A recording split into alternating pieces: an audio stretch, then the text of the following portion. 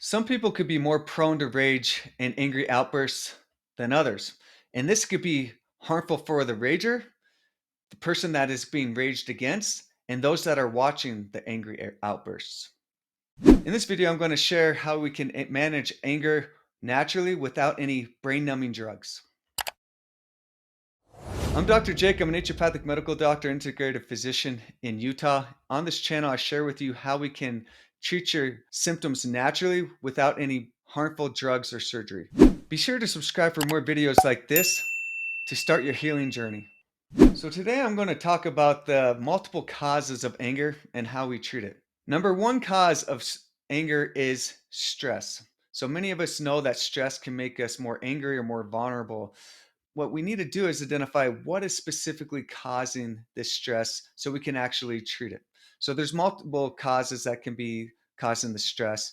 You could be under a lot of emotional stress, you could be under a lot of physical stress, and we need to identify what is causing that. And how we treat it appropriately is we need to identify what works for us to eliminate the stress. There's multiple things that can be done.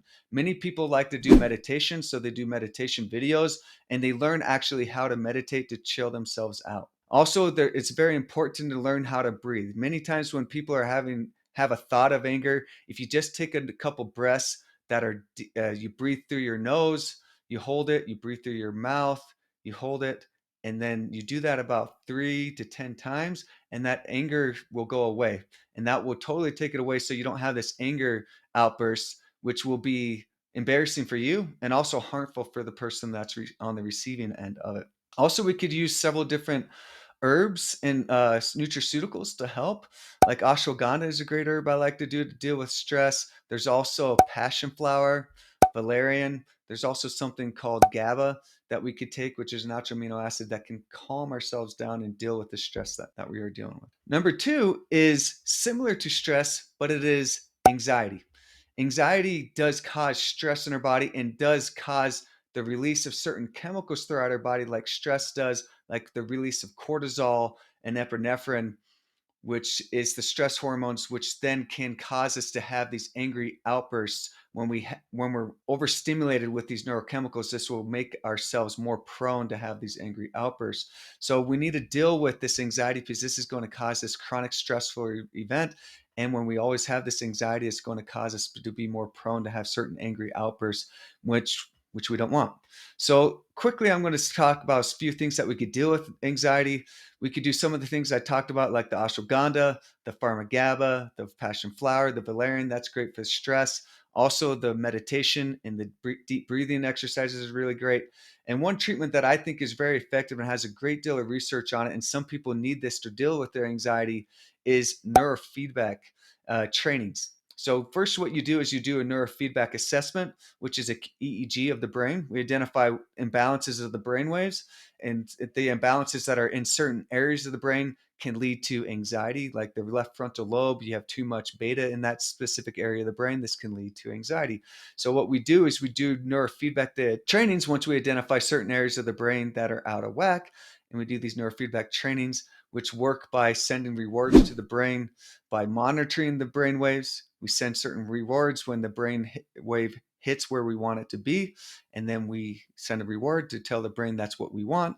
And then over doing multiple sessions, the brain waves change in that area and the anxiety goes away. So these are a few suggestions that I have to really help with anxiety and decrease these rage episodes that can happen. Number three is I would like to talk about brain excitatory chemicals that you can find in certain foods.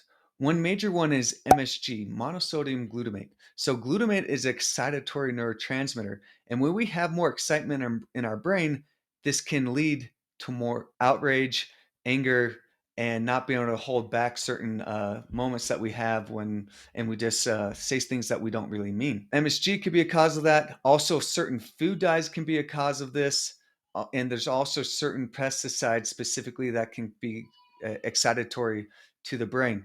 And we also need to identify certain food allergies because there's certain food allergies like gluten, dairy, corn, soy, chocolate, or whatever, eggs, can all be causing this excitement in the brain, which then leads us to have these angry outbursts. Number four is having a toxic liver. So when your liver gets bogged up with toxins, this can lead in many patients, inflammation of the brain that can make it more have more prone anger episodes. So we need to identify what is causing the liver to be toxic. Maybe you're taking certain medications like acetaminophen or ibuprofen or other medications that are causing a lot of trauma to the liver and causing the liver not be able to detoxify right. Also, there could be certain toxins that you're breathing in or drinking or eating. So we need to work on maybe getting a water filter that works well, or make sure that we are eating more organic, or make sure that we are having an air purifier and not having the accumulation of the toxic air in our homes. Number five is that people can have too much testosterone. Maybe someone is taking too much testosterone and that is the cause of their angry episodes.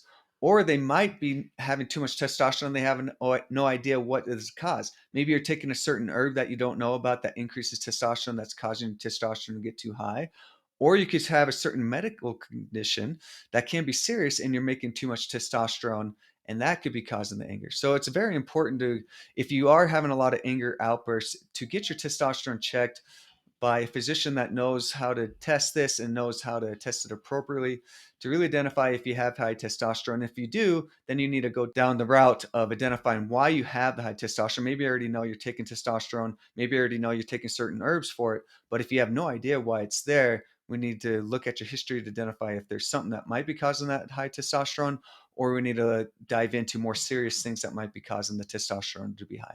Number six is you could have certain imbalances of your hormones. And when I say imbalances of hormones, I'm talking about usually about the sex hormones, and I'm not talking specifically about testosterone in this section.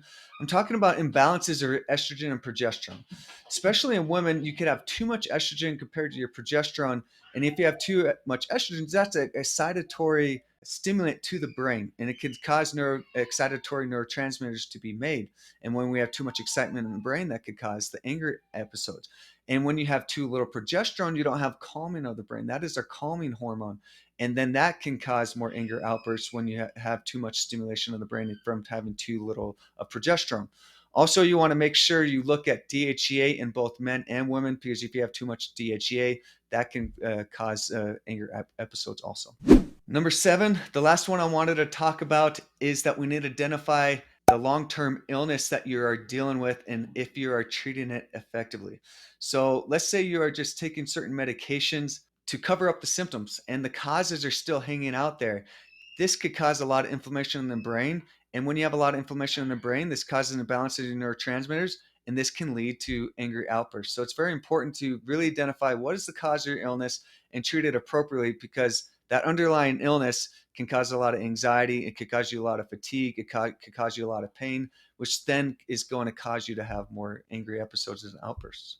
As you can see, anger and rage can be treated naturally if you just have to identify the cause of what's causing it, and then we can eliminate it. If you like the video that we talked about today, click on the video to the right in where we talk about how you can treat depression and anxiety naturally.